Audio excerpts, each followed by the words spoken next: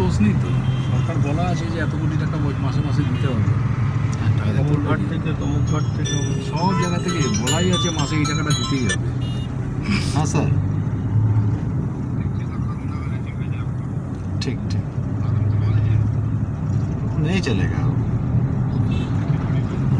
ठीक।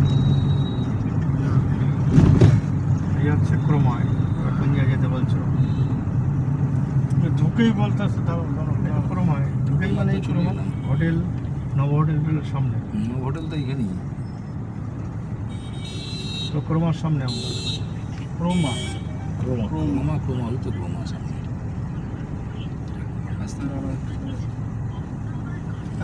জানি আমরা গাড়িতে ব্যস্ত বাড়া ফোন